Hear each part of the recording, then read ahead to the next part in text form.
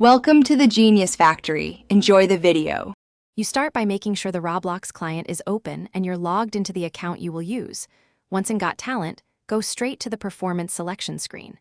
You must choose a song or routine that supports auto, then enable the auto toggle or button in the performance UI.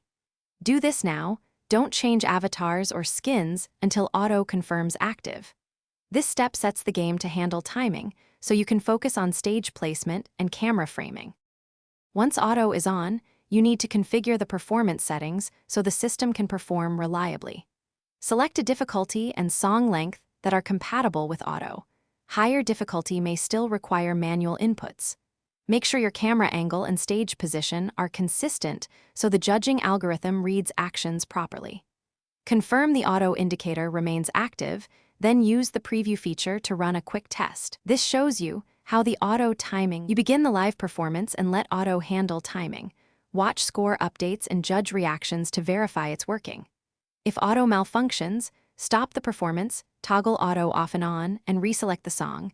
If problems persist, leave and rejoin the server.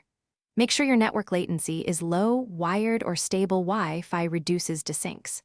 Finally, if you need better results, try a different song or slightly reposition on stage. These small changes often fix auto timing issues fast.